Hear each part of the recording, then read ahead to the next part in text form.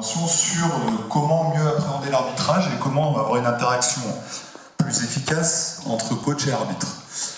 Ce qu'on va faire là, ça porte vraiment là-dessus. Alors c'est à la fois, ça va être un échange ensemble, parce que s'il n'y a pas d'échange, vous allez vous douter que le PowerPoint pendant 1 heure, ça va bien 2 secondes, mais j'ai été à votre place aussi. Voilà, c'est sympa, mais on n'apprend pas grand-chose, on ne fait pas grand-chose finalement. Là, je vais vous donner quelques orientations sur ce que nous, on demande à nos arbitres en région, mais je vais aussi être avec vous dans l'interaction pour savoir ce que vous en pensez, savoir ce que vous aimeriez en plus, parce que les formations arbitres, on s'adapte, nous, par rapport au terrain, à ce qui se passe. On essaye de plus en plus, quand on leur passe des vidéos notamment, de leur mettre des vidéos de matchs régionaux, parce qu'à une époque, c'était des matchs de Pro B, et puis voilà ce qui se passe, sauf qu'en région, ça se passe pas comme ça. Clairement, les applications de la règle sont pas les mêmes, les réactions en tout cas sont pas les mêmes. Par contre, dans la gestion des entraîneurs, on essaie de leur amener des bases. Alors, vous allez voir qu'on va parler notamment entre guillemets, du conflit entre coach et arbitre, conflit qui peut être évité, conflit qui peut arriver. Donc ça, avec vous, là, on va essayer de voir comment on peut dégager, si c'est possible, bien sûr, l'image d'un bon arbitre. Pour vous, un bon arbitre, ainsi de suite, qu'est-ce que c'est, qu'est-ce qu'il doit apporter. C'est là-dedans qu'on va essayer de discuter ensemble. C'est pas exhaustif. Hein. Là, j'ai essayé de regrouper les plus grosses idées, en tout cas, qui sont apparues dans ma réflexion, et celles que vous allez me faire apparaître aussi. Vous allez voir qu'on pourra en trouver d'autres tout au long de l'intervention. L'intervention du matin sera peut-être pas tout à fait la même que le soir, parce qu'il y aura des choses qui seront ajoutées dans la journée, mais l'idée, c'est vraiment ça. Alors, j'ai l'avantage, là, cette année, de plus arbitrer, entre guillemets, donc d'observer surtout. C'est ça l'avantage, c'est que je peux venir sur vos matchs de prénat, garçons, filles, d'excellence. Et du coup, en général, moi, quand j'observe, j'étais au Verso avec Laurent et Seb la semaine dernière, en général, quand j'observe, je prends tout le temps l'avis des coachs à la fin du match. C'est ce qu'on demande aux observateurs maintenant. On vient vous voir pour savoir ce que vous avez pensé de l'arbitrage. Parfois, on est d'accord, parfois, on l'est pas toujours. Mais en tout cas, c'est important d'avoir votre avis à vous. Et puis, en tant que sensibilité coach, voilà, c'est des choses qui moi, m'intéressent. Et c'est des choses qu'on fait passer à tous les observateurs maintenant d'arbitres, en leur disant bien que l'aspect technique, il est important, et de prendre l'avis des coachs, c'est aussi important. Bon, on va y aller parce que je parle beaucoup, et c'est assez chargé quand même. On prendra, si vous voulez, 5 minutes à la fin quand même pour les nouvelles consignes, parce qu'il faut quand même que vous ayez les infos. Vous les avez eues par mail. Vous avez reçu le fameux PowerPoint qui a été distribué à tous les arbitres, là. Si vous avez des questions, vous n'hésiterez pas à la fin, on prendra 5-10 minutes quand même pour parler de ça. Bon, donc les outils pour l'entraîneur. Moi, ce qui m'intéresse aujourd'hui, c'est 4 axes majeurs. La première chose, c'est comprendre comment sont les relations coach-arbitre. Alors, quand je vous parle de relations coach-arbitre, c'est qu'est-ce qui en découle, quels sont les enjeux. Vous allez voir qu'on va essayer d'appréhender cette relation-là de façon un peu différente. Les orientations qu'on donne aux arbitres en termes de gestion, c'est important que vous les connaissiez. Alors, c'est toujours pareil, il y a la théorie et il y a la pratique. Il y a des gens qui sont plus sensibles que d'autres, en tout cas qui réceptionnent mieux les choses que d'autres qui arrivent mieux à les mettre en pratique. C'est comme les coachs, il y a différentes façons de faire. Donc forcément, pour nos arbitres aussi, il y a différentes façons d'assimiler les choses et de les mettre en place sur le terrain. Parfois ça marche, parfois ça peut ne pas marcher. On peut arriver à des situations où oui, effectivement, le coach et l'arbitre se rentrent dedans sur un match parce qu'ils ne sont pas d'accord, et ainsi de suite. Donc nous, on essaie de leur faire comprendre à nos arbitres, vous allez le voir, comment on peut éviter justement, d'arriver à des situations où le coach nous écoute plus, le coach est plus réceptif. Donc c'est ça qui nous intéresse. Aujourd'hui, dans les formations qu'on leur fait passer, c'est ça. Autre point, connaître les sources de conflit, la remédiation. Alors ça, vous verrez que c'est assez long, mais on va y passer plutôt rapidement, parce que c'est ce que nous, on leur a montré. Ça a duré sur des situations de 2 heures et demie, donc là, nous, on n'a qu'une petite heure, donc on fera assez vite. Vous verrez aussi que j'ai mis des cas concrets en vidéo, qu'on va analyser ensemble, là, et comme ça, vous verrez comment ils travaillent aussi. Et ce qui m'intéresse le plus, vous allez voir que je vais peut-être jeter un pavé dans la mare et que je vais peut-être être un peu provoque là-dessus, c'est comment envisager une relation positive, et on ira même jusqu'à se poser la question, est-ce qu'un coach peut influencer un arbitre? C'est ça qui va prendre l'effet de conclusion en tout cas. Alors vous avez tous des combines pour essayer de faire en sorte d'avoir le bon coup de sifflet au bon moment. Je dis pas que c'est impossible, je dis juste que voilà, on va essayer de faire un inventaire de ce qui peut permettre d'avoir une meilleure relation avec l'arbitre, et ça peut en faire partie aussi. Je sais, vous allez voir que ça va être assez provoque sur la fin, mais c'est pas grave. C'est bien de faire travailler là-dessus et de faire un débat là-dessus. Bon, moi ce qui m'intéresse dans un premier temps, c'est d'avoir votre avis. Votre avis de coach. Donc quand on vous parle d'une relation avec l'arbitre et avec l'entraîneur, J'aimerais savoir pour vous ce que vous attendez d'un arbitre et comment vous communiquez avec lui. En 3-4 mots, hein, ceux qui ont envie de dire ça tout de suite, on balance des idées. D'accord, je passe avec mon micro, on balance des idées. C'est un genre de brainstorming, ça prend pas plus de 5-10 minutes, hein, mais c'est juste pour qu'on sache déjà sur les bases si vous êtes d'accord entre vous ou pas sur ce que c'est qu'une bonne relation avec un arbitre, comment vous voyez l'arbitre, comment il doit communiquer avec vous, et comment vous communiquez avec l'arbitre. Qui a des idées là-dessus? Je vais désigner comme à l'école où j'arrive à avoir des gens qui me... Quand vous êtes dans une relation avec l'arbitre, qu'est-ce que vous attendez de lui? C'est ça qui m'intéresse dans un premier temps. Qu'il soit à l'écoute. Qu'il soit à l'écoute. Ouais, donc c'est un arbitre, coach arbitre qui nous dit ça. Il a raison, Alex. Ouais, je suis désolé, je t'affiche. Oui, c'est ce qu'on leur dit. Être à l'écoute. Ça, c'est la priorité des priorités. Alors, il y a être à l'écoute, et puis être pas assez ou trop à l'écoute. Ça, on verra après ensemble. C'est-à-dire qu'un arbitre qui, toutes les 3 secondes, vient vous voir, au bout d'un moment, vous êtes coach. Hein. Vous doutez bien que s'il vient vous voir toutes les 2-3 secondes, c'est qu'au bout d'un moment, vous avez vraiment un ascendant sur lui. Il faut le faire à bon escient quand même. Okay. Après, c'est la première chose qu'on leur dit, quand un coach vous pose une question, vous répondez. C'est pas je peux pas répondre, donc j'ignore le truc et je pars. Après, encore une fois, si c'est tout le temps, au bout d'un moment, l'arbitre va vous mettre un petit stop, parce qu'on ne peut pas se permettre de venir toutes les 3 secondes. Mais dans ce qu'on leur demande à nous aujourd'hui, c'est d'être dans l'écoute. Ça, c'est la première chose. Ensuite, qu'est-ce que vous attendez d'un arbitre pendant un match sur la communication ou sur le match en général, hein? Ouais. Le respect. Ça, c'est la... Alors, ce que je vous dis là, c'est la théorie, on est d'accord. Hein. C'est comme les coachs, il y a de la théorie, il y a de la pratique. Oui. C'est-à-dire que nous, clairement, on leur dit, vous ne pouvez pas arriver à un match 15 minutes avant, ça fait partie du respect pour moi. Alors que nous, on demande aux coachs d'être respectueux envers vous. On a de moins en moins d'arbitres qui le font, malheureusement, il y en a encore quelques-uns. Alors, c'est pareil, hein, on n'est pas là pour fliquer, mais au bout d'un moment, quand ça nous remonte aux oreilles, ils se prennent une charge, quoi. Parce que ça, c'est juste pas possible. Vous êtes respectueux des gens, l'arbitre demande le respect. Si lui, il n'est pas capable d'être respectueux des acteurs du terrain, et d'arriver en retard, de ne pas dire bonjour, c'est des choses bêtes. Hein. Aujourd'hui, nous, ça nous perturbe, et ça nous énerve surtout. Donc ils le savent, hein, ça, le discours, il est très clair. Il est très clair pour les jeunes qui montent en région, compris parfois, pas tout le temps, hein, des petites habitudes en département, ainsi de suite. Il est très clair aussi quand on parle de respect sur... parce que c'est... Bizarrement, quand on fait des stages ou choses comme ça, on est souvent obligé de relancer. Et souvent les jeunes arbitres. Donc après, c'est une histoire générationnelle. Hein. C'est pareil pour vos jeunes joueurs, je suppose, quand vous envoyez un mail, les réponses, elles ne sont pas tout le temps là. Voilà. Bon, ça fait partie du respect pour nous. Et envers vous aussi, c'est du respect. Venir vous dire bonjour, arriver à l'heure, bon, c'est des choses de base, mais des choses essentielles. Quoi d'autre? Respect, écoute. Très bien. Alors ça, tu vas voir que c'est une des parties globales et centrales de l'intervention. L'erreur. La gestion de l'erreur. Alors déjà, accepter de dire qu'on a fait une erreur, ça c'est compliqué. Hein. C'est plus compliqué chez ceux qui ont beaucoup d'expérience et qui se disent « bon, je suis plutôt bien, je maîtrise le truc », que chez les petits jeunes qui en général, quand ils font une erreur, ils vont pas vous le dire, mais ça va se voir tout de suite. Ça va se voir qu'ils ont fait une erreur et ils vont pas forcément très bien la gérer, contrairement à ceux qui ont de l'expérience. C'est là-dessus aussi qu'on travaille. Et c'est vrai, la gestion de l'erreur, c'est être capable à un moment de dire « ok, je me suis trompé, elle est pour moi ». Bon, c'est pareil, pas 10 fois dans le match. Enfin, moi, quand je suis coach, que j'ai un arbitre qui me dit 10 fois ça, ou vice-versa, que je suis arbitre et que je sais que je suis allé voir 3-4 fois le coach pour lui dire ça, mais d'un moment, je me dis stop, arrête tes conneries, quoi, parce que c'est bon, une fois, ça peut passer, si c'est 10 fois ou 3 ou 4 fois par carton, vous allez plus être clément, et c'est normal. Voilà. Bon. Quoi d'autre?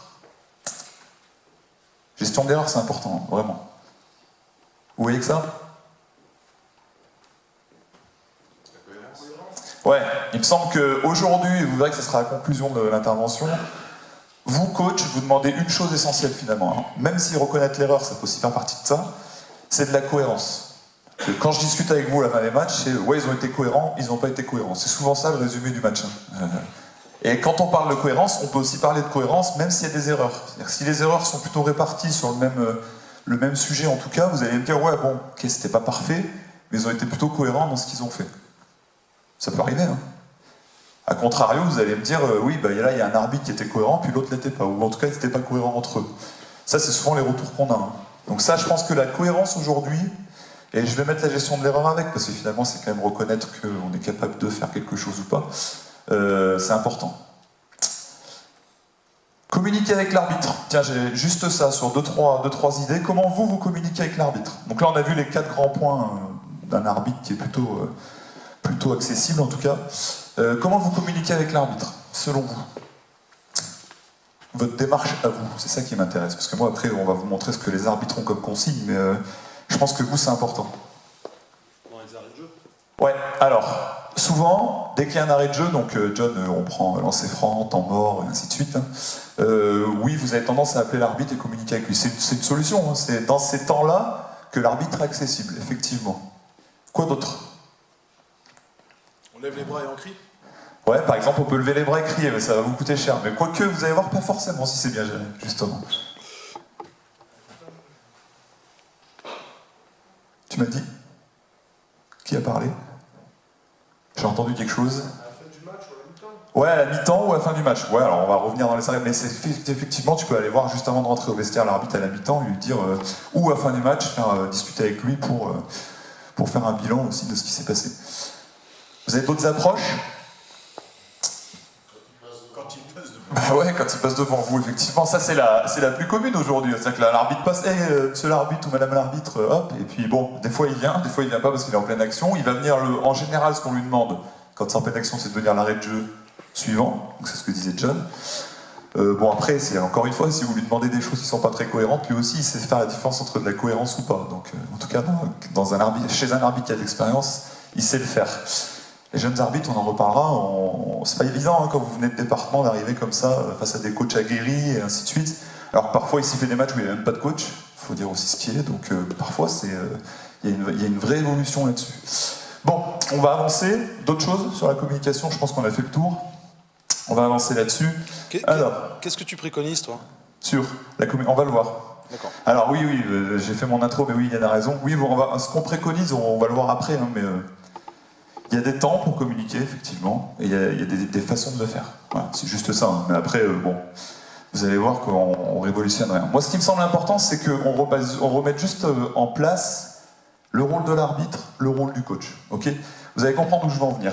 On va passer plutôt vite sur les diapos parce que elles sont assez lourdes. Mais moi, ce qui m'intéresse, c'est que vous connaissiez quand même le rôle précis d'un arbitre. Bon, en gros, l'arbitre, il a 4 choses à gérer.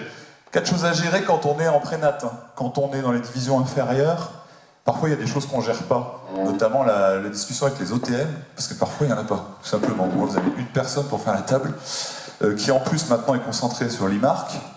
Donc il y aura quand même un petit discours au niveau de l'IMARC, parce que pas évident à mettre en place, vous avez pu vous en apercevoir. Nos arbitres ont l'habitude maintenant, sont formés pour, donc en général il y a une discussion entre OTM et les arbitres sur l'IMARC précisément. C'est ce qu'on leur a demandé parce que bien que pour l'instant ça se passe plutôt bien dans l'ensemble, il y a forcément une mise en place qui n'est pas évidente. D'accord? Donc l'arbitre il a 4 missions. Déjà c'est ça, prise de contact. Ça paraît bête, on en revient au respect de tout à l'heure. Il ne peut pas se pointer dans un gymnase sans prendre contact avec vous, dire qui il est. Et vous verrez que tout à l'heure il y a une petite vidéo qui va passer de 30 secondes, mais c'est essentiel. D'accord? Il faut qu'il se présente. La moindre des politesses. Bon, une fois qu'il a vu son collègue, une fois qu'il a vu les OTM, définir les rôles de chacun, bon, ça c'est la base. Se concentrer, se concerter, prendre les bonnes décisions, ça c'est sa mission principale. Que vous attendez d'un arbitre qui soit dans la bonne décision. Et dans la cohérence, j'aurais pu le mettre. Bon, après, il y a des erreurs. Comme il y a des erreurs de coaching, il y a des erreurs d'arbitrage, faut pas rêver, on ne peut pas être à 100% tout le temps. Maintenant, c'est de voir comment il va gérer l'erreur un peu plus tard. On verra ensemble ça. Dernière chose, dresser un bilan. Parce que nous, tous nos arbitres, on leur demande à la fin du match, et avec les OTM, quand les OTM, ainsi de suite, mais bon, c'est plus compliqué, de dresser un bilan de leur match. En gros, voilà les 3 questions qui se posent. Quelle est la plus grosse erreur que j'ai faite moi? Quelle est la plus grosse erreur qu'on a faite en équipe? Et comment on peut remédier à ces erreurs-là? C'est ça les 3 questions qui doivent se poser. C'est beaucoup plus facile de le faire quand vous êtes dans des divisions supérieures. C'est un petit peu moins facile de le faire quand on est dans des divisions d'en dessous. Parce que parfois, il y a des arbitrages ou des gens qui doivent partir, qui ne peuvent pas rester très longtemps. Nous, on leur demande de rester ensemble, hein, mais je sais que dans les divisions inférieures, c'est plus compliqué. Ou alors, et ça arrive très souvent, il y a un deuxième match derrière. Quand vous enchaînez derrière, c'est pas évident de faire un bilan précis de ce qui s'est passé juste avant. C'est des petites données, mais ça peut arriver. Bon, je vais vous passer une ou deux petites vidéos. Alors, ça paraît bateau, mais vous allez comprendre. Je pense que les vidéos sont plus parlantes. Je vais essayer, attention, je suis pas un fan, mais un pro de tout ça. Il y a bien branché. Bonjour. Bonjour. Donc ça, c'est juste l'arrivée des arbitres. Alors, c'est des arbitres pro, mais c'était pour la démarche. Bon, le son. On a un match a priori, le résultat final ne devrait pas faire de soucis. C'est justement des matchs où il faut faire très gaffe. On l'a vu ici, hein, ils ont atomisé. C'est vieux, mais c'est toujours d'actualité. Par contre, le son, Yann, je sais pas ce qui se passe, mais...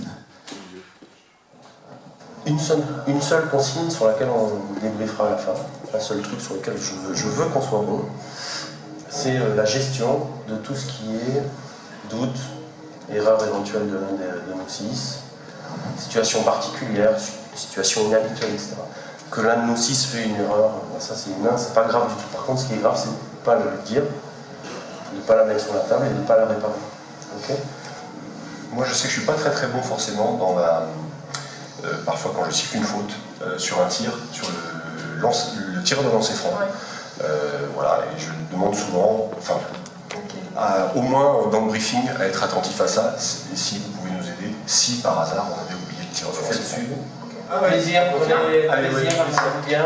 Bon match. À tout à l'heure. À tout de suite. Bon match tout le monde. Bon match. Bon, vous avez vu qu'ils insistent sur la gestion, c'est pour ça que je voulais vous montrer celui-là, il me semblait important. Sur la gestion, c'est aujourd'hui les arbitres, ils sont calés là-dessus, c'est un des thèmes les plus importants. Et même à votre niveau, hein, c'est-à-dire comment être efficace dans la gestion de l'erreur, parce que vous savez, ils parlent de lancer franc oublié, ainsi de suite, et être efficace dans la gestion des coachs et des joueurs. Je vous montre juste la fin de match, parce que après ce briefing-là, ils ont fait un débriefing de match. Alors il y a une situation moi, qui ne me plaît pas du tout, et qui est ma faute. Hein. C'est quand je donne un lancer qu'on a. Je fais une boulette, c'est moi qui fais la boulette. Et il n'y a personne qui va agir. Alors, par rapport à notre côté, on avait Jimmy Verhoeven pile poil dans l'axe du panier, donc on ne voyait rien. Comme vous dites, panier accordé, ben, voilà. Mais de toute façon, on ne voit pas le panier à ce moment-là. La première aide devrait venir de moi, j'étais en responsabilité. Parce que rien à voir, c'est moi. Oui, Je l'assume, je vais m'engueuler tout seul quand je vais faire ça.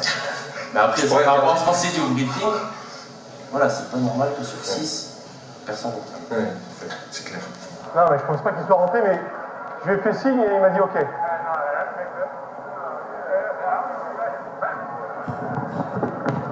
Non, le panier n'est absolument pas rentré. Oui, sûr de ça, à 100%. 100%. On va prendre la douche, on a débriefé avec les OTM, on a discuté de certains points. Bon, là, clairement, vous avez vu l'exemple de ce qui était dit dans le briefing d'avant-match. S'il y a une erreur, il faut qu'on soit efficace. Ils ne l'ont pas été, parce qu'ils ont oublié une situation où justement ils ne savaient pas si le panier était rentré ou pas. Moi, ce qui m'intéressait dans cette histoire-là, c'était de vous montrer que le débrief sert aussi à voir les erreurs du match, notamment dans la gestion, parce que c'était le thème des arbitres. Et quand vous regardez ce qui se passe, alors on le voit pas très bien là, mais Jeannot, donc le deuxième arbitre, le chauve, ne sait pas si le panier est rentré ou pas. Et c'est en communiquant avec un joueur de l'équipe qui avait soi-disant marqué, et le mec il lui dit non, mais il n'est jamais rentré. Et c'est comme ça qu'il prend l'info, en communiquant avec le joueur. Vous allez me dire c'est risqué parce que si le mec il l'invente, mais non. C'est l'équipe qui avait soi-disant scoré, et le mec de cette équipe-là lui dit non, mais on n'a pas marqué, il n'est pas rentré. Donc là c'est réglé, et il va donner l'info à son collègue. Mais n'ayant pas communiqué avant, ils n'ont pas très bien géré la situation. Bon, en région, ça arrive hein, qu'il y ait des situations mal gérées. Vous doutez bien que là en Pro B, c'est la Pro A même, c'est compliqué. Parce que ça, pendant 30-35 secondes, ça a coupé le jeu. Et les pubs, les machins, bon bref, vous avez compris l'histoire, mais le but c'est qu'il y ait le moins de soucis comme ça. En tout cas, nos arbitres sont censés être là-dedans aussi, se discuter entre eux. C'est pas évident quand vous avez des tables de marque qui n'ont pas l'habitude de la faire ou qui sont, comme je vous le dis, focalisés sur l'e-marque. Parce qu'il ne faut pas se leurrer, hein, les gens qui viennent faire l'e-marque aujourd'hui, ils sont tellement focalisés là-dessus qu'ils ne suivent pas forcément le match. Donc ça veut dire que les arbitres ont peu de recours, à part leur paire d'arbitres à eux, pour trouver des solutions s'ils ont loupé quelque chose. C'est pour ça qu'on leur dit de se concentrer vraiment sur cette concertation à deux. Vous avez dû voir dans les consignes qu'on leur a demandé de renforcer toutes les décisions en donnant de la voix cette fois, pas seulement de la gestuelle. Alors pour effacer le truc de la gestuelle, en tout cas moi quand j'observe la gestuelle, que l'arbitre fasse ça, ça, ça, mais s'il prend les bonnes décisions, ça me va. Alors bien sûr, je vais lui dire, fais attention quand même, mais c'est pas, qu'on soit clair, contrairement aux idées reçues, ils sont pas notés sur leur gestuelle. D'accord? Parce que souvent, j'entends les coachs, et moi le premier, quand j'étais coach, je disais, ouais, c'est bon, il n'a pas fait ça comme ça, il va se faire allumer, alors que c'est un bon arbitre, c'est pas le cas. Qu'on soit d'accord, s'il siffle bien et qu'il prenne des bonnes décisions, on va juste interdire de faire attention quand même, parce que c'est quand même le langage de l'arbitre, mais c'est pas le truc le plus important du monde. D'accord? On reprend là-dessus. Ouais, vous avez vu là un briefing, débriefing d'arbitre. Alors, d'arbitre pro, hein, mais bon, dans l'idée, c'est la même chose. Alors, on va faire un résumé de ce que doit faire l'arbitre. Restez sous contrôle. On leur dit bien, vous devez rester sous contrôle, quoi qu'il arrive. On ne peut pas avoir un arbitre qui se permet de péter un câble comme ça. Si le coach est en train de monter dans les tours, bah, il va falloir qu'il arrive à le gérer. En tout cas, ce qu'on leur dit, attitude. Alors, c'est toujours pareil, c'est des grands mots. Professionnelle, en tout cas, respectueuse. Il faut rester sous contrôle. Deuxième chose qu'il doit faire, contenir tous les comportements ou les réactions excessives. Et ce qu'on va lui demander, c'est ce qu'on va voir juste après, c'est d'être capable d'anticiper ce qui va se passer. Alors, il y a plusieurs combines. Hein. Regardez quel est le joueur ou la joueuse majeure dans une équipe. Passez par lui ou par elle pour essayer de calmer le truc. Ça, c'est avec l'expérience que ça vient. Vous ne pouvez pas l'apprendre comme ça. Avec la connaissance des équipes. Au bout d'un moment, on connaît les joueurs et les arbitres se connaissent. Ça facilite la tâche aussi, il ne faut pas se leurrer. Un jeune arbitre qui vient d'arriver, qui ne connaît pas vraiment les joueurs, qui ne connaît pas vraiment les équipes, les coachs, aura peut-être plus de difficultés pour anticiper ces choses-là. Après, c'est un ressenti, hein. On l'a ou on l'a pas aussi. Mais ça se développe en tout cas. Bon, ça, c'est la fameuse phrase, il doit sanctionner. Je l'ai bien mis entre guillemets parce que c'est... Encore une fois, il n'est pas là pour être... Si tout se passe bien, tout se passe bien. On leur dit pas, il faut mettre des techniques à chaque match, vous vous doutez bien. Loin de nous ce discours-là. Loin de nous. Alors, par contre, quand c'est inacceptable, bon, au bout d'un moment, il faut quand même sanctionner les choses parce qu'on ne peut pas aller dans des proportions énormes hein, non plus. Hein. Alors, ce qu'on leur demande, c'est ça. Et c'est là qu'est la petite nuance. C'est qu'il faut faire la différence entre des réactions de frustration, et ça c'est à eux de gérer, être capable de voir si le coach, la joueuse, le joueur est en frustration, ou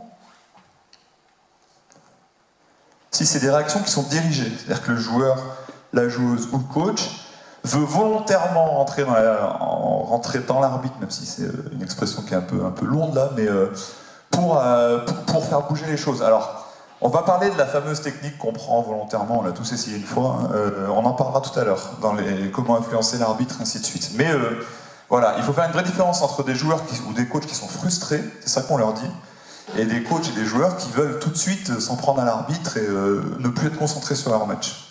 Vous avez tous entendu la phrase de l'arbitre qui a un peu d'expérience qui vous dit « restez dans votre match » et ainsi de suite. Bon, ça c'est la phrase passe-partout, hein, mais il faut aussi comprendre pourquoi on l'a dit. Bon, après, j'ai quand même mis les comportements antisportifs parce que là, au bout d'un moment, il faut les gérer. Et c'est souvent, vous allez voir, quand c'est pas géré ça, que ça peut très vite partir. Une grosse faute antisportive.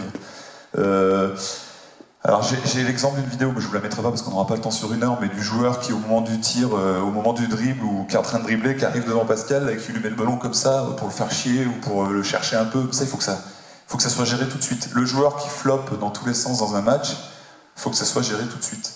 Okay, parce que c'est des comportements antisportifs qui vont entraîner des réactions adverses. Et souvent des réactions qui montent vite dans les tours. Parce que bon, les joueurs, ils sont humains, hein, les coachs aussi. Une fois, deux fois, mais quand on prend 3 fautes de suite pour un mec qui floppe et que ça n'a pas été géré, ça a très vite tendance à énerver tout le monde. D'accord ? Le joueur qui parle au public et qui cherche le public. C'est pareil, ça arrive pas souvent, mais ça peut arriver. Donc il faut le gérer. C'est pareil, si on attend que le joueur fasse un fuck au public ou bon bah si on l'a géré avant, ça n'arrive pas. Ça c'est de la gestion d'avant, hein, avant que ça pète, ça commence à péter là. L'arbitre c'est le garant de la règle, tout simplement. Alors quand on leur dit ça, mais avec tout ce qu'on a vu au-dessus.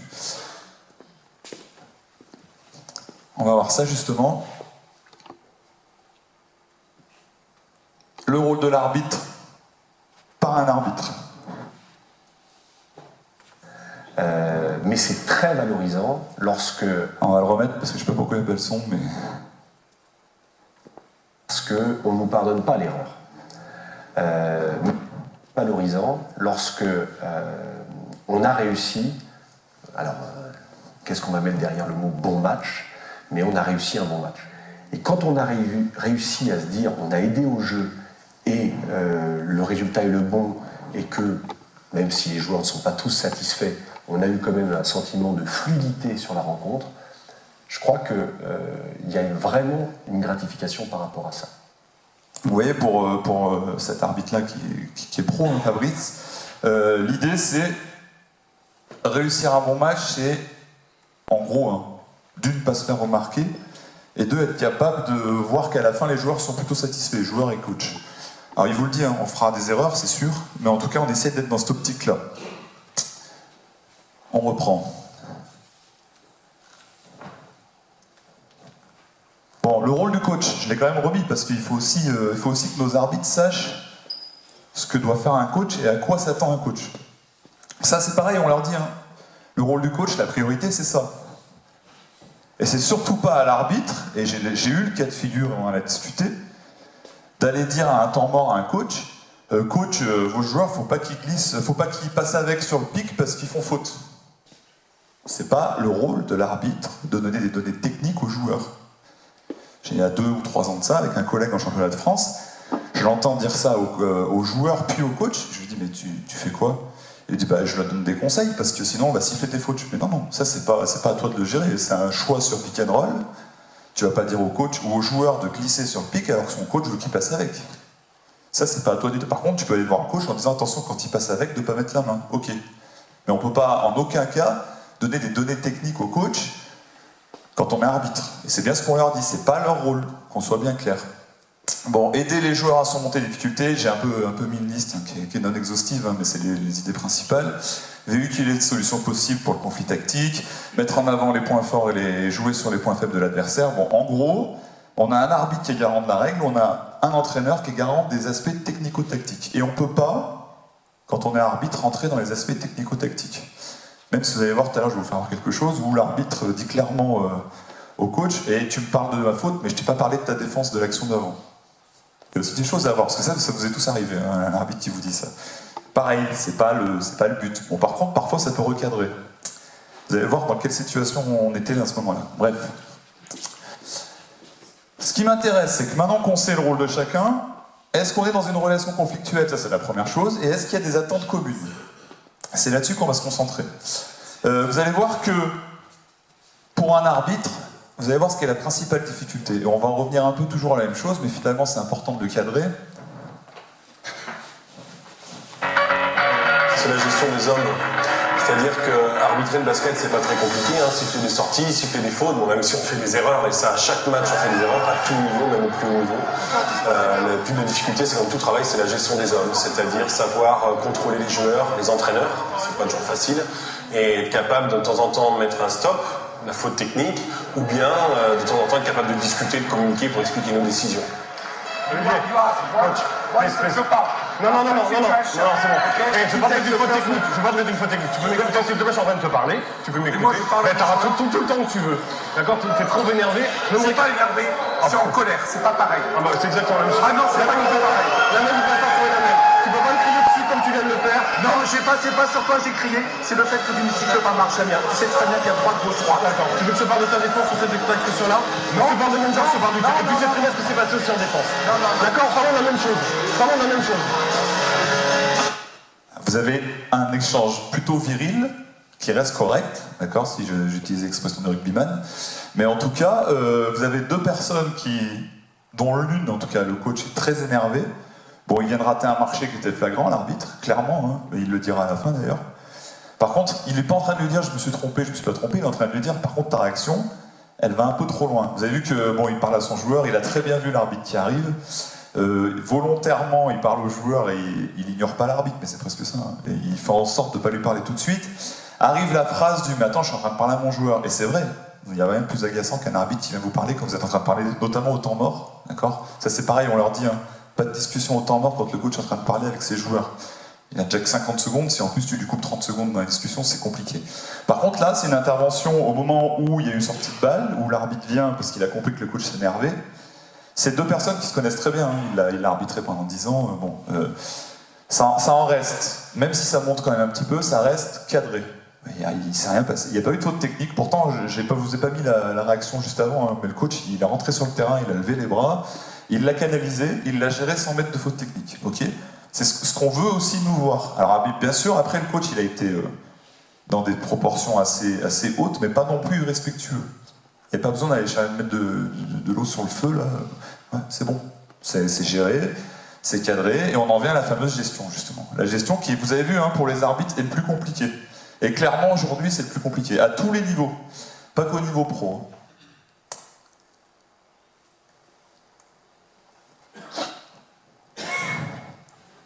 Alors, pour comprendre pourquoi la gestion est compliquée, il faut comprendre quels sont les objectifs de chacun.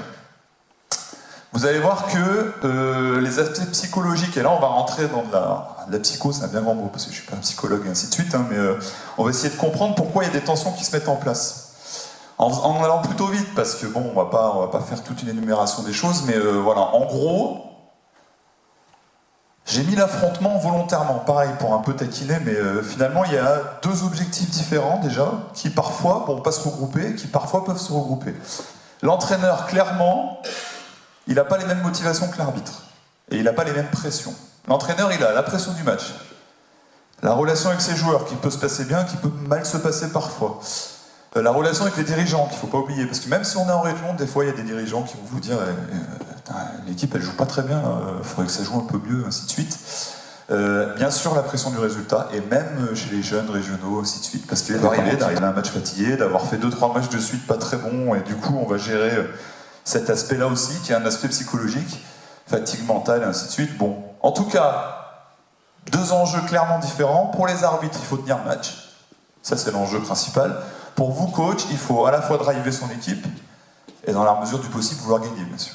Donc ça, c'est deux enjeux qui sont complètement opposés. Vous allez voir que finalement, ces différences-là, elles sont marquées parfois, mais il y a quand même des points communs. Vous êtes tous, on est tous, tout le monde est. Moi je vous dis on, mais aujourd'hui hein, je suis plus arbitre sur le terrain, même si j'ai encore la casquette et que je peux arbitrer, je peux venir vous arbitrer un de ces quatre, il n'y a pas de souci, mais là je suis plus dans le rôle de l'observateur maintenant. Il y a clairement des points communs. C'est-à-dire que le basket, l'amour du sport bien sûr, mais aujourd'hui, entraîneur plus arbitre, ils sont prêts à accepter les erreurs. Vous êtes prêts à accepter une erreur, hein, qu'on soit clair. Comme je vous l'ai dit tout à l'heure, il ne faut pas qu'elle se répète, et ainsi de suite. Mais si l'arbitre est honnête, cohérent et qui vous dit je me suis planté, vous êtes prêts à l'accepter, tous. Même si d'autres, certains à moins de degré que d'autres, mais je pense pas qu'on soit tous, on est tous humains et on sait tous que une erreur peut arriver. Alors, encore une fois, l'arbitre il vous dira pas que vous avez fait une erreur de coaching, c'est pas son job. Et vous, par contre, vous pourrez lui dire attention, là je suis pas d'accord, mais j'ai bien mis non répété. Et c'est ce qu'on leur dit. J'ai des collègues qui l'ont fait et qui s'en rendent compte maintenant, hein, qui ont, pendant 2, 3, 4 matchs le font, en tout cas s'excusent 3, 4, 5 fois par match, c'est pas possible. Je vous le redis. Mais quand on en discute, ils en sont conscients, donc ça c'est important. Vous pouvez le dire une fois, moi ça m'arrive hein, de passer devant le banc et de dire oh, putain, voilà, c'est pour moi, laisse tomber, je suis pas dedans, je m'y remets, et puis terminé quoi. Ça peut arriver à tout le monde. Après, c'est plus facile d'interagir avec des coachs quand vous les connaissez, quand vous les connaissez pas, c'est sûr.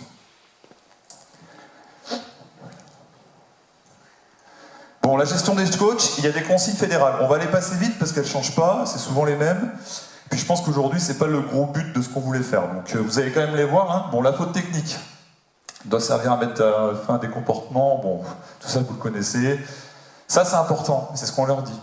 Donc, si la faute technique, elle est justifiée, elle est en dernier recours parce qu'il ne faut pas venir comme des cow-boys là, mais il ne faut pas que ça soit vu comme un abus de pouvoir. Si elle est méritée, de toute façon vous êtes humain aussi et vous savez quand vous la méritez. Si vous la prenez, en général, vous allez dire ouais bon ok, pour moi, hop, c'est réglé. Et on en reste là. Il n'y a pas besoin d'aller jouer de sa position pour mettre une faute technique qui n'est pas utile. C'est bien ce qu'on leur dit aussi, ça. Hein. C'est bien ce qui est véhiculé. Alors, ce qu'on leur demande surtout, c'est qu'avant d'arriver sur la faute technique, il y ait une gestion. Ça. Repérer les comportements limites, donc les joueurs qui commencent à sortir du banc, à se lever, à être un peu agacés. C'est pareil, c'est plus facile quand vous connaissez les équipes, que vous connaissez les joueurs, pour aller les voir et dire bon ouais, c'est bon, reste cool, d'anticiper les comportements qui vont très vite monter dans les tours, là. Les premières réactions de joueurs, les contestations qui commencent à monter, ça il faut le gérer. Alors c'est pas évident, hein. Pour tous les arbitres, c'est pas évident. On essaie de leur inculquer 2-3 choses, vous verrez tout à l'heure, mais c'est pas forcément évident. Il faut les gérer tout de suite. Parfois on se dit ouais bon c'est bon il s'énerve un peu mais on va laisser faire et puis une fois, deux fois, trois fois puis la quatrième il pète un câble total le joueur. Oui mais parce qu'on l'a pas géré avant. Si on le gère avant, comme on disait avec John sur les temps morts ou sur les lancers francs, c'est mieux. Un petit mot au joueur, oui bon écoute j'ai vu que tu commences à t'agacer, je vais surveiller, reste dans ton truc là. Et... Juste ça parfois ça vous suffit à pas mettre une faute technique pendant le match. Juste ça. C'est encore bon alors chez les mecs il faut quand même insister un peu derrière. Chez les filles en général ça calme le truc tout de suite.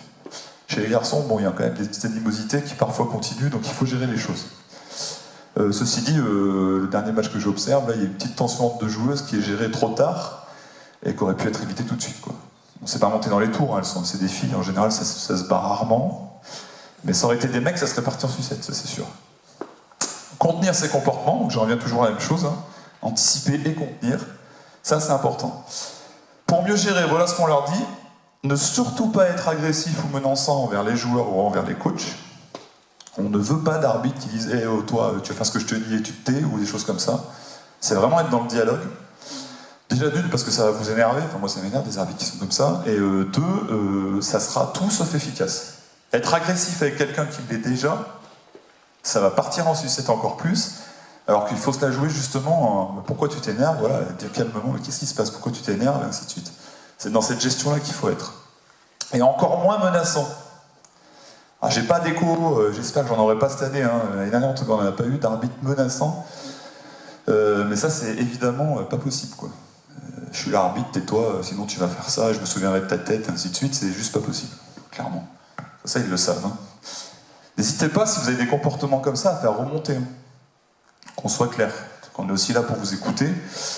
De même que parfois on a des comportements de coach qui vont trop loin qu'on signale, ou qui sont signalés à la sportive, n'hésitez pas à faire signaler ça aux arbitres aussi, si jamais il y a des arbitres qui usent un peu de leur pouvoir. Là. Je pense que, en tout cas, depuis 5-6 ans, on leur passe ce message-là, je pense que c'est de moins en moins quand même. Restez ferme, mais surtout courtois. Donc sous contrôle, c'est ce qu'on disait tout à l'heure, restez dans la politesse. Si le message est passé, vous n'êtes même pas obligé de prévenir pour faute technique. C'est-à-dire que si le coach a compris, vous n'êtes pas obligé d'aller le voir et lui dire attention, prochaine fois, ce sera faute technique. C'est ce qu'on leur dit, hein. Si le coach ou le joueur ont compris, pas besoin d'aller plus loin, c'est géré, il n'y a pas besoin de montrer les choses. Bon, toujours sanctionner, c'est un avertissement n'est pas suivi d'effet. Bah ouais, parce que malheureusement, quand les coachs ou les joueurs sont prévenus, les jeunes arbitres, souvent, n'osent pas mettre la technique derrière. Et vous, en tant que coach adverse ou joueur adverse, ça vous énerve. Et si ça vous énerve, c'est vous qui allez peut-être en prendre une, alors que l'effet inverse aurait dû se produire. Donc c'est ce qu'on leur dit, on leur dit contenir.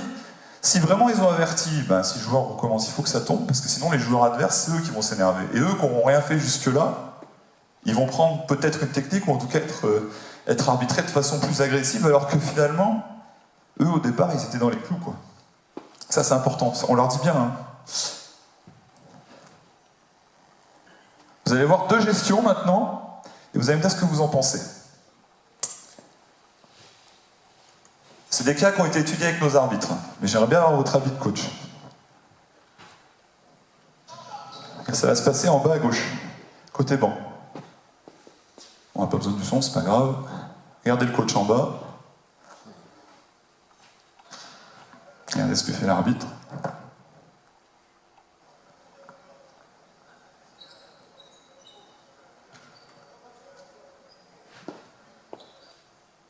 Ok. Je veux votre avis sur cette situation-là. Bon, t'as pas vu? On la remet une fois? Allez, juste une fois. Sinon, on va être à la bourre après. Je vais me faire brancher. Ouais, c'est vrai que, bon, même eux, ils m'ont dit la même chose. Hein. Elle est pas très... Donc ça se passe... Ça va se passer là. En haut à droite, donc oui, parce qu'en bas à gauche. Par rapport au terrain. Regardez le coach. Bon, il est clairement sur le terrain, il lève les bras. Regardez ce que fait l'arbitre.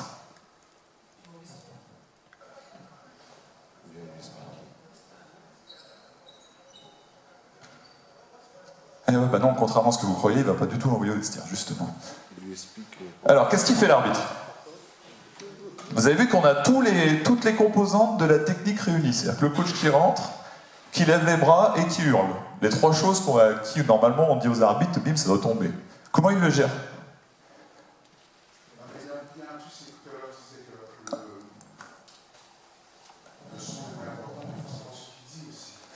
Ouais, alors on l'entend pas sur la vidéo.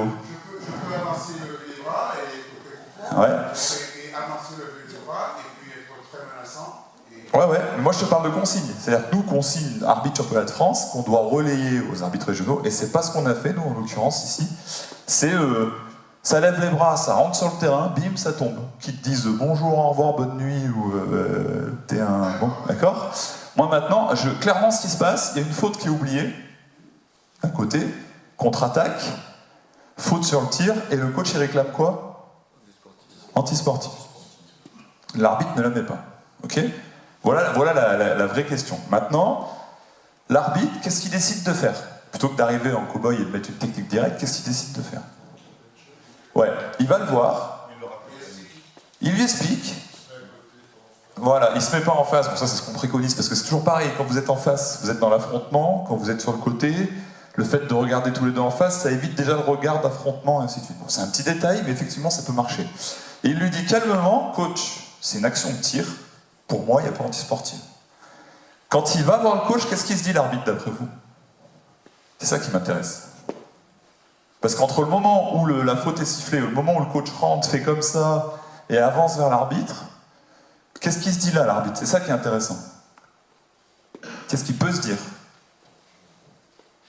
C'est là qu'on rentre dans la psychologie de l'arbitrage et dans la gestion des conflits, ou en tout cas, on va dire éviter le conflit, parce que c'est ce qu'il fait finalement.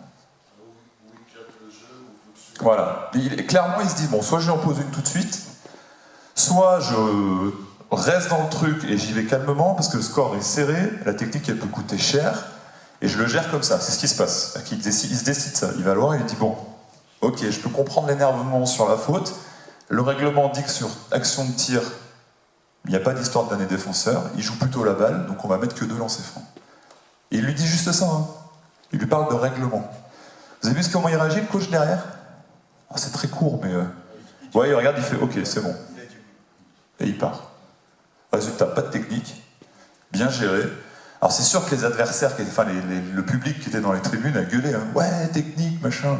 Là, en l'occurrence, c'est géré.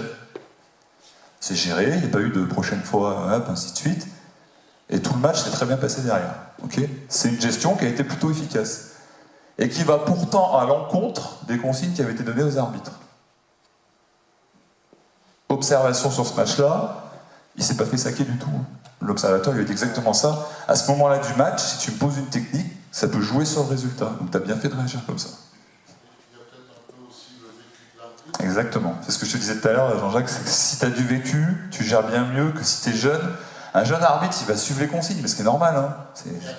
Et il va rentrer peut-être dans la technique. Ouais. Beaucoup maintenant sur les arbitres, c'est règlement. Ouais. Ils sentent peut-être un peu moins de basket. Bon, moi, je ne veux pas jouer les yeux de la vieille, mais après, avec le vécu, on a aussi la façon de lancer là. Bah ça, on va en parler tout juste à la fin, mais oui. Bien sûr, bien sûr. Après, faut pas se leurrer, quand on parlera d'influencer l'arbitre, vous connaissez chaque arbitre. Vous savez avec qui vous pouvez discuter, avec qui vous pouvez un peu moins discuter, qui est plus basket que d'autres, et ainsi de suite. Donc c'est aussi à vous de vous adapter et de jongler avec ça.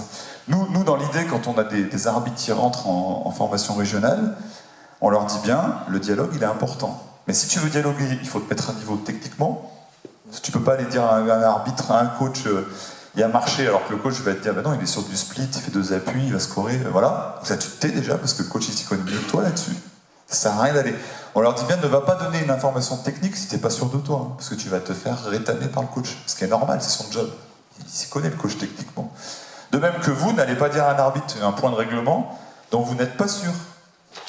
Genre la faute antisportive d'un des défenseurs. Parce que celle-là, pendant un an, c'était compliqué à assimiler. Hein. À chaque fois qu'il y avait action de tir, les coachs ils nous réclamaient, enfin la plupart du temps, des antisportives.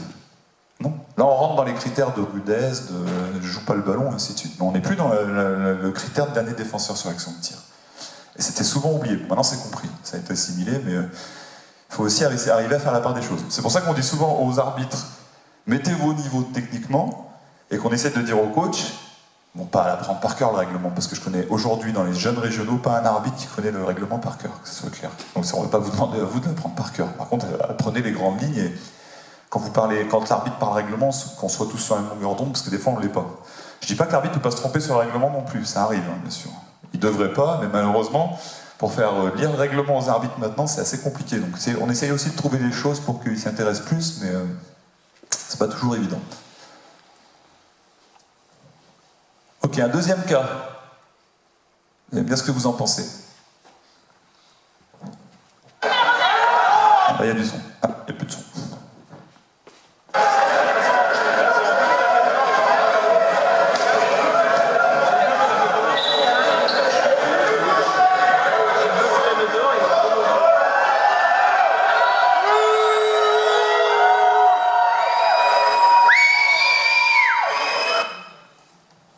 Ok, vous avez vu la réaction du coach, il y a une faute. Le coach pense qu'il y a une faute sous le cercle. L'arbitre donne touche latérale, enfin ligne de fond. Et le coach, qu'est-ce qu'il fait? Même chose que tout à l'heure. Hein. Il se lève, il lève les bras, il rentre sur le terrain. Vous avez vu comment le gère l'arbitre? Ouais, déjà c'est pas le bon arbitre qui gère. C'est-à-dire que normalement, sur ce cas de figure-là, c'est pour ça que c'est important d'avoir une équipe d'arbitres qui s'entend bien. Ou en tout cas quelqu'un qui a un peu plus d'expérience que l'autre, regardez bien.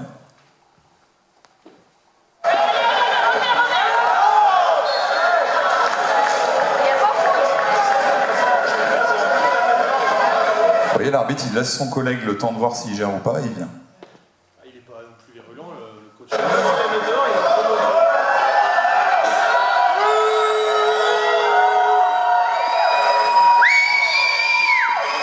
Alors, bonne réaction là, de John, il n'est pas virulent le coach. Ouais, effectivement, il lève les bras, mais il n'est pas non plus... Ouais. Il est un peu vénère, il est vénère que la faute n'ait pas été sifflée, c'est sûr, mais il n'est pas non plus dans le « ouais, tu me saoules, machin », il revient très vite. Donc déjà, ça aurait dû être géré par l'arbitre, en tout cas ce que nous on appelle l'arbitre de tête, d'accord, de dessous. Bon, lui, il peut pas gérer parce qu'il fait une chose qu'il faut jamais faire, c'est qu'il se tourne au jeu quand il donne la touche, donc il voit pas ce qui se passe dans son dos. C'est un petit détail, mais voilà, il peut pas voir comment le coach réagit. Son collègue se dit « je gère pas », c'est à lui de gérer. Voyant qu'il gère pas, il y va. Maintenant, ma question c'est est-ce qu'il a bien géré, est-ce qu'il aurait pu gérer différemment? Le fameux arbitre, là. D'après vous, qu'est-ce qu'il fait? Il va voir le coach, il lui dit « bon coach, on se calme, sinon la prochaine fois, la fameuse phrase, c'est technique. » Ok. Alors, pendant le match, c'est une des rares fois où il s'exprimait, le coach. Ça, c'est important, c'est le contexte. Il a raison, Pascal. C'est que si le coach a fait ça 10 fois, déjà, bon... Non, là, il vient et il le prévient assez vite, parce qu'il a levé les bras, ainsi de suite, bon. Est-ce que d'après vous, c'est bien géré ou pas? C'est juste ça. Alors, la règle dit clairement, le coach qui lève les bras, on doit le gérer. Clairement, là, il a été géré, et il lui laisse quand même la fameuse chance du « il ne va pas lui mettre tout de suite ». Bon, on réagit pas comme ça, parce que normalement, c'est faute technique. La prochaine fois, ça sera faute technique. C'est géré, et dans le match, après, le coach était plutôt zen. C'est géré de façon plutôt calme, il n'est pas agressif quand il le montre. Le coach, il s'énerve un peu au début, puis après, ça s'est très bien passé. Voilà, ça, c'est de la pure gestion, on ne peut pas laisser trop de choses non plus. Vous avez deux cas identiques avec deux gestions complètement différentes. C'est pour ça que je voulais mettre ces deux cas-là. Un cas où l'arbitre est un peu plus dans la communication en disant « mais parce que le match le veut et parce que c'est ultra serré », et un cas où là, le coach, il était rentré une fois dans la frustration avant, juste une fois, Pascal, pour te répondre à ton truc, et que du coup, là, on lui dit « bon, cette fois, restez calme, restez dans le truc. » D'accord. Ouais. En tant que coach, je vais jouer avec lui. Bah, bien sûr. Parce qu'il s'est affaibli, c'est pas le bon. C'est pas loin, hein. Je l'ai presque ignoré, enfin, je vais plus discuter avec l'autre. Voilà. Et pourtant, c'est l'autre qui t'a prévenu. Tu vois, comme quoi, mais c'est humain. Hein. C'est-à-dire que oui, on a un arbitre qui a l'air d'être plus réceptif que l'autre. Et alors, après, tu vas me dire, ça peut être vicieux. Ça peut être vicieux parce qu'on peut aussi se dire, l'autre, il est pas très sûr de lui, et c'est peut-être à lui que je vais parler tout le match. C'est vicieux, là, ce que je vous dis, mais malheureusement, parfois, un comportement d'arbitre sur un ressenti de coach, vous le sentez, ça. Et c'est ce qu'on verra tout à l'heure dans l'influence. On va y aller d'ailleurs dans l'influence, parce que sinon ça va rester longtemps. Mais ouais, c'est ça. En général, le coach, vous parlez rarement quand il y a une faute qui a été sifflée à l'arbitre concerné. Vous allez tout de suite chercher celui qui est à l'opposé, en vous disant, bah lui, il va peut-être être d'accord avec moi. Parce que si lui, il a sifflé, c'est qu'il sait ce qu'il a sifflé. Voilà, bon, vous êtes là-dedans en général. Moi, le premier. Hein. Oui. Après, voilà, t'as raison, Jean-Jacques. Ça veut dire que tu vas souvent aller chercher cet arbitre qui est plutôt dans la com. Communiquer, mais pas non plus dans l'excès. Mais oui, je suis d'accord avec toi. Ouais. Qui doit prendre la faute là, si faute il y a? Alors, tiens, bonne question de règlement, de mécanique. Où est la faute? Alors, vous savez qu'on divise le terrain en 6 zones, bon, on va pas aller là-dedans. Sous le panier, la faute là. Ouais, elle est sous le panier, elle est du côté par rapport à l'arbitre de queue, celui qui est tout en haut, est-ce qu'elle est de son côté vraiment? Par rapport à l'action, est-ce qu'il va chercher le panier à gauche ou plutôt le panier à droite à l'opposé? Ouais, donc ça veut dire quoi dans la gestion des arbitres? Est-ce que l'arbitre de tête peut le voir? C'est la question. Non, clairement non, parce qu'il a la... En plus, ça, c'était pas des planches en plexi, je crois, hein, c'est des planches en bois, donc là, c'est mort. Donc s'il y en a un qui aurait dû intervenir et prendre la faute, si vraiment faute il y avait, c'était l'arbitre de queue, qui ne la prend pas parce qu'il fait confiance, qui lui voit pas de faute. Donc du coup, normalement, quand tu discutes avec l'arbitre sur ce cas-là, tu aurais dû discuter avec qui directement? Et je reviens à ce que dit Jean-Jacques. Donc c'est normal que ce soit l'arbitre qui fasse la gestion de la faute. Enfin, la gestion. Ouais, c'est normal qu'ils prennent. Ouais, alors non, parce que du coup, à qui s'adresse le coach? C'est ça, moi, qui me gêne. C'est que le coach, il s'adresse pas à l'arbitre de queue là-haut, il s'adresse à ceux qui sont sous le cercle. À partir du moment où il s'adresse à toi, il faut que tu ailles le voir. Quitte à lui dire, mais attends, il n'y a rien, c'est mon collègue qui a géré, il a très bien géré la situation, moi je suis derrière le panier, donc de toute façon, c'est à lui de gérer. S'il prend pas la faute, c'est qu'il n'y a pas faute. Terminé. Lui, je pense qu'il est venu lui dire ça. Il est venu lui dire, ok, il y a peut-être quelque chose, mais restez calme, sinon la prochaine fois. J'ai pas les dires de l'arbitre, donc ça, je peux pas te le dire. Là-dessus, non. Alors, je vais vous en parler 2 minutes à la fin, parce que ça, c'est ce qui vous pose le plus de problèmes avec l'histoire des 14 secondes. Le cercle de non-charge, en tout cas, ça se prend comme situation sur une seule. Le joueur qui est en train de tirer en l'air. C'est-à-dire que si ton défenseur est dans le cercle de non-charge, que le joueur est en train de sauter et qu'il y a un contact, on demande un no-call. Il n'y aura pas de faute offensive. C'est juste ça. Sauf si au moment du tir, il change son tir en passe. Pourquoi? Parce que toi, le fait de passer un joueur qui est sur le côté, toi qui as sauté et de mettre hors de nuire le défenseur, ton joueur il peut enchaîner sur un drive et aller scorer. Donc là, on demandera en tout cas de prendre faute offensive. Sinon, vous êtes dans le cercle de non-charge, il y a un contact avec un joueur qui est en tir, il n'y aura jamais de faute offensive. Normalement. Normalement. Pareil, c'est pas facile à faire changer. Hein. En plus, alors chez les jeunes arbitres qui ont l'habitude de voir la NBA, la règle est différente. Donc ça peut les perturber aussi. Mais bon, on a travaillé là-dessus pendant 1h30 sur le terrain l'autre jour. Mais c'est pas évident, même pour eux. Alors pour vous, franchement, s'il y a la situation une fois dans l'année en filles, ça sera la fin du monde. Franchement. En garçon, par contre, prénat garçon, excellence garçon, ça peut arriver. Même en promo excellence. Hein. Mais oui, ça peut arriver en garçon. En filles, déjà des filles qui vont se mettre volontairement dessous, c'est rare. Et des filles qui vont, pas au dunk, mais au tir en course très haut, avec de la hauteur et tout, c'est rare aussi. Donc vous l'aurez moins la situation. Chez les mecs, vous l'aurez par contre, ça c'est sûr. Hein. Sûr et certain même. Enfin, là, sur 4 matchs de 23, on l'a jamais eu, nous. Mais ça peut arriver. Bon, on va passer très vite sur ce que je voulais vous montrer sur la gestion, mais c'est pas très grave. Voilà, bon, gestion, je vous rappelle juste les consignes. Ça, c'est ce qui a été demandé aux arbitres cette année, avec tout ce que je vous ai fait voir avant. Hein. Être ferme et ainsi de suite. Bon, bref, c'est... Alors, juste pour vous remémorer les types de conflits, clairement, quand il y a un conflit entre un arbitre et un coach, c'est ça. C'est souvent les mêmes situations, vous allez comprendre où je veux en venir. Il y a 2 questions à se poser quand il y a un conflit. La première, c'est comment les éviter, donc ça on l'a vu ensemble. La deuxième, c'est comment les résoudre. Alors, je vais passer très vite sur ce que j'avais prévu sur le conflit, j'avais fait tout un travail, mais bon, c'est plus si on avait eu 1h30 devant nous, c'est pas le cas. Juste pour vous dire que s'il y a conflit, c'est forcément qu'il y a des intérêts différents, ça on l'a vu, et qu'il y a des valeurs différentes. Vous avez des personnalités qui sont différentes, des enjeux qui sont différents, ça on l'a vu. Il faut d'abord, on leur demande ça, nous. C'est pas évident, hein, quand vous n'avez pas les notions. Identifier les sources du conflit, et vous allez voir que souvent les sources du conflit, bon, ça peut être de l'angoisse, de la frustration. C'est comme dans la vie de tous les jours. Hein. Parfois vous êtes plus irrité que d'autres jours, parfois vous êtes moins apte à écouter les choses que d'autres jours. Ça fait partie des conflits, hein, que ce soit l'arbitre ou le coach. Hein. C'est pareil. Hein. Bon, j'avais mis ma petite phrase de derrière chaque conflit, il y a toujours un cœur blessé qui bat. Ça te fait beaucoup rire, mais c'est ça. C'est-à-dire que s'il y a un conflit, c'est qu'à un moment donné, il y a peut-être des choses qui vont pas soit sur le terrain, soit en dehors. Voilà ce qu'on leur dit, nous. De toute façon, quand il y a conflit, 90% du temps, c'est pas vraiment le fond, c'est la forme. C'est comment va réagir l'arbitre, comment va réagir le coach, et ça part. Mais c'est 90% du temps. C'est-à-dire quand on analyse nos matchs, quand on a tous été confrontés à ça, on se rend compte que finalement, c'est ça, c'est la façon dont ça a été dit. Très souvent. C'est juste ça. Hein. Et il y a des façons de dire les choses, comme on leur dit, des façons de répondre, des façons de se prévenir de ça, en tout cas. Alors comment ? Ben, c'est pas dire au coach quoi, qu'est-ce qu'il y a, c'est dire coach, expliquez-moi comment ça se passe, qu'est-ce qu'il y a. Voilà, c'est d'être dans des petites questions toutes simples pour calmer les choses d'entrée. Bon, après, c'est identifier les raisons, c'est surtout avoir des éléments essentiels. Alors voilà ce qu'on leur dit, nous. Il y a des vocabulaires à utiliser ou pas utiliser.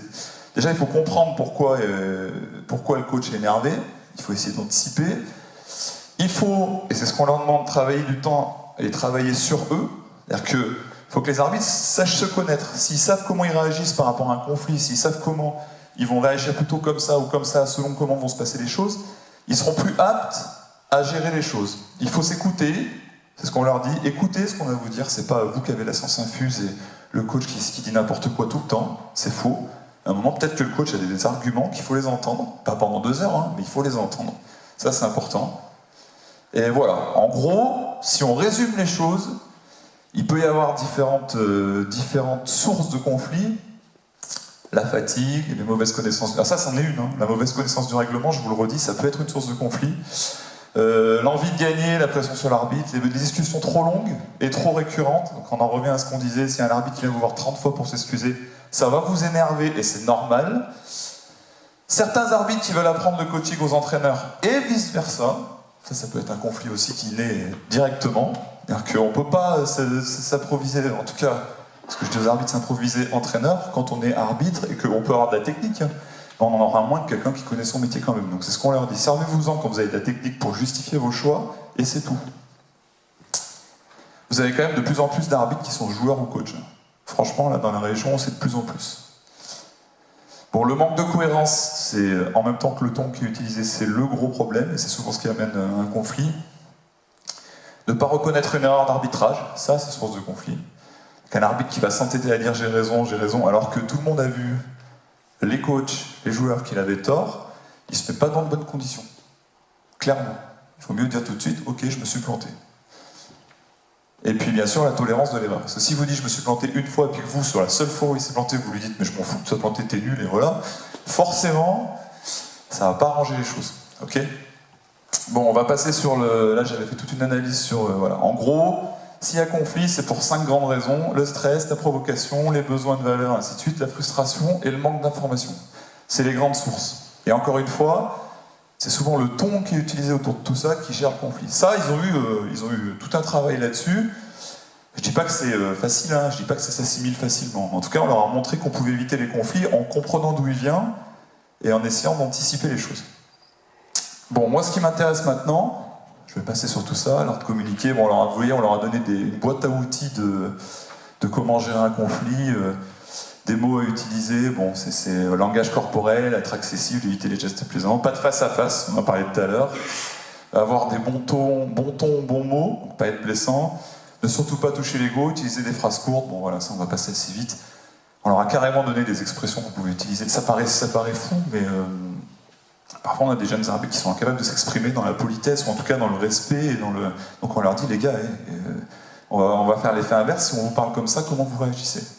Là, ils nous disent, ouais, c'est vrai que si on me parle comme ça m'énerve. Voilà. Le but, c'est pas d'être énervé, c'est de calmer les choses. Bon. Allez hop, on va passer là-dessus.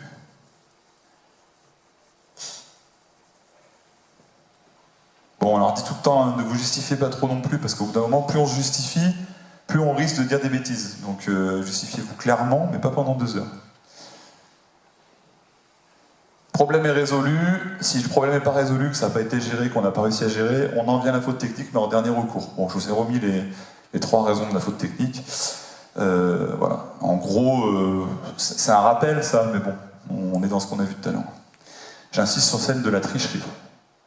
On fait de plus en plus d'interventions là-dessus, parce qu'il y a des spécialistes du flopping, du trash talking, et ainsi de suite. Bon. Quelle est l'image de l'arbitre apprécié ? Il me reste 5 minutes, c'est parfait. Yann, il va me dire qu'il me reste 5 minutes. Je le connais. La première chose, c'est être honnête. Ça développe vraiment l'honnêteté. On n'a pas le droit, en plus, on n'a pas le droit à l'erreur, mais on ne peut pas se cacher derrière les décisions. De toute façon, c'est vu par tout le monde. La deuxième, c'est d'être zen aussi. À un moment donné, on est effectivement en prise de décision, il y a de l'émotion, il y a de l'enjeu, il y a du stress. Et il faut aussi se déterminer certaines habitudes. Connaître le basket. C'est-à-dire que pour arbitrer à un bon niveau, comme le fait Ambroise ou moi, si on ne connaît pas le jeu, si on ne connaît pas les techniques, etc., on dit on ne peut pas comprendre ce que font les joueurs, on ne peut pas comprendre leurs réactions, et on est un bon arbitre que si on est un bon connaisseur du basket. Ça veut pas dire qu'on est des grands joueurs, sinon on serait joueur. On n'a jamais rêvé d'être arbitre. Un petit, on n'avait pas de photo au-dessus de notre lit d'arbitre. On a toujours rêvé d'être joueur, mais si on est arrivé au niveau, c'est parce qu'on a travaillé sur le niveau de jeu, on a suivi des formations d'entraîneurs. Et puis on a entraîné dans le club, ça c'est fondamental. On en revient à ce qu'on disait, on ne peut pas être un bon arbitre si on n'a pas des connaissances techniques et si on ne va pas se remettre à niveau là-dessus, ou en tout cas avoir des connaissances de base. Voilà, c'était juste pour vous montrer que les arbitres aussi savent que ça c'est important. Maintenant, voilà la grande question et la question qui fâche, c'est là-dessus que je voulais finir. Est-ce que c'est possible d'influencer un arbitre? Alors, je vais me faire taper sur les doigts parce que quand mes collègues vont voir ça, ils vont me dire mais t'es marteau d'avoir mis ça dans ton truc, mais je pense que c'est important aujourd'hui. C'est-à-dire que quand je parle d'influencer, c'est pas la jouer à l'envers à l'arbitre. Parce que si on influence l'arbitre, entre guillemets, ça veut dire qu'on est en bonne relation avec. Moi, à travers cette question, c'est comment être en bonne relation avec l'arbitre et faire en sorte qu'il vous écoute finalement. C'est plus ça, d'accord? Je vous écoute. Comment vous influencez les arbitres quand vous y arrivez? C'est ça qui m'intéresse. Parce que j'ai une liste non exhaustive encore, mais j'aimerais bien que ça vienne de vous quand même. Est-ce que vous, ça vous arrive, par des méthodes, d'avoir une meilleure écoute de l'arbitre et d'avoir ce que vous voulez finalement? Parce que c'est ça qui m'intéresse. C'est ce que tu as dit tout à l'heure, je pense que le ton utilisé déjà. Ouais, le ton utilisé.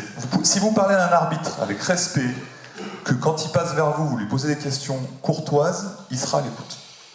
Déjà, ça paraît bête ce que je vous dis là, mais si vous êtes agressif tout de suite, fort à parier que tous ceux qui ont de l'expérience, ils vont se dire bah lui il va pas me gonfler longtemps, il veut le prendre comme ça, je l'écoute pas, clairement. Ou alors vous avez des arbitres qui vont vous le dire direct, qui vont vous dire bah, moi je communique pas dans ces conditions-là, c'est pas possible. On se parle courtoisement, il n'y a pas de souci. Enfin moi je sais que quand un coach me rentrait dedans comme ça, je m'arrêtais tout de suite, je disais ça va juste pas être possible. Je suis très à l'écoute, mais là comme ça c'est juste pas possible. Et ça se passait très bien derrière. Mais bon, vous avez des arbitres qui vont pas vous le dire et qui vont vous en tenir rigueur si vous avez un ton qui est beaucoup trop hautain ou un ton qui est beaucoup trop rentre-dedans, clairement. Ensuite. Ouais, c'est-à-dire ouais, un petit truc. Alors même s'il y a l'image du ouais, l'arbitre on peut jamais le toucher, c'est faux. Mais faites-le intelligemment et calmement, c'est pas. Moi ça m'arrive quand j'arbitre des collègues qui sont aussi entraîneurs, petite tape dans l'épaule, je fais ok, voilà, c'est bon, on se connaît, donc il n'y a pas de. Ouais, Fred. Ouais. Et ouais, c'est quand je vous dis, alors je vais le rajouter, connaître les arbitres. Quand vous connaissez les arbitres, vous savez avec qui vous pouvez vous le permettre, et ceux avec qui ça ne marchera peut-être pas parce que ils ont une éthique qui est peut-être pas la même pour tout le monde. C'est bon, arrête ton cinéma, mais une fois, ça peut être plaisant. C'est des petits détails, hein. C'est vrai, quand on parle d'outils, on parle vraiment d'outils là. Quoi d'autre? Un peu d'humour, bah ouais, mais un sourire, de l'humour, c'est ce qu'on dit à nos arbitres. C'est-à-dire que chez les jeunes arbitres, même chez les arbitres régionaux d'excellence et de prénat, on leur dit, c'est pas parce qu'on est arbitre qu'on doit faire la tronche, quoi. Au bout d'un moment, si vous voulez être accessible, un sourire de temps en temps, c'est pas... faut pas être mort de rire tout le match et s'y fait n'importe quoi, hein, qu'on soit clair.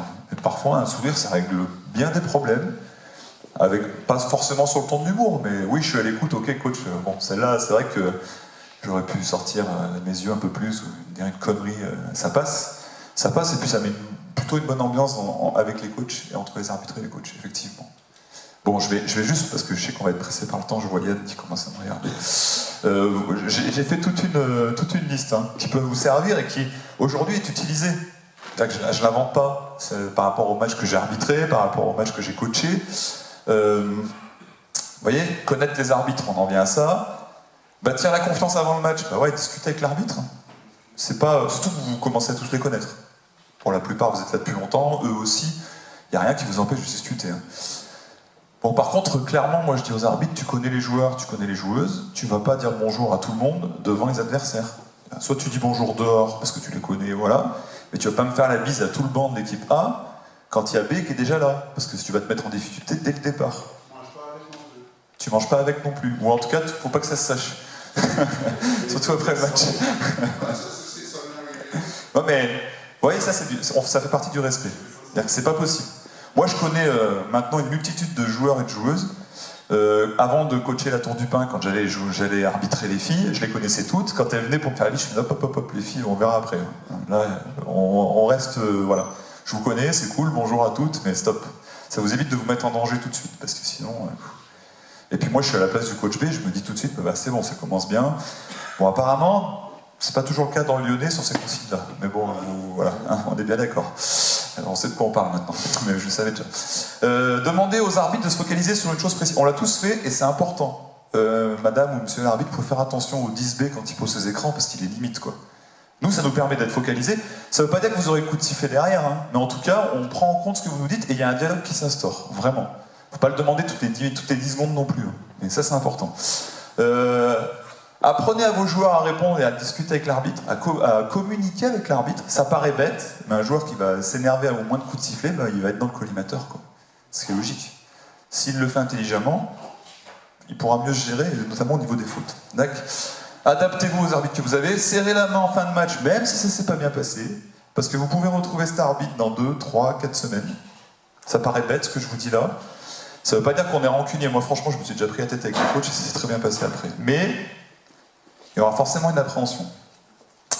Bon, je l'ai mis avec un point d'interrogation. Est-ce que prendre une faute technique, c'est influencer l'arbitre? Alors ça, on peut en discuter pendant 1h30. Parfois, ça marche. Parfois, ça marche pas du tout. Pourquoi on fait ça? Pour qu'il y ait réaction des joueurs, hein, orgueil, et ainsi de suite, sursaut d'orgueil, pour que l'arbitre, on se dit, bon, si je prends une faute technique, il va peut-être être plus concentré sur le jeu, parce qu'il est peut-être pas trop dans son match. Là, c'est le coach qui parle. Peut-être, mais des fois, c'est pas le cas du tout. Hein. Des fois, vous méritez la faute vous allez prendre votre faute technique, ça va faire agir personne, au contraire. C'est pile ou face, exactement. C'est un coup de dé, vraiment. Ça peut marcher, hein. Il y a une fois ça a marché, une fois ça n'a pas marché. Voilà. Et bien sûr, connaître votre règlement. Ça, je pense que si vous connaissez le règlement et que vous discutez avec l'arbitre, vous êtes plus dans les choses comme ça.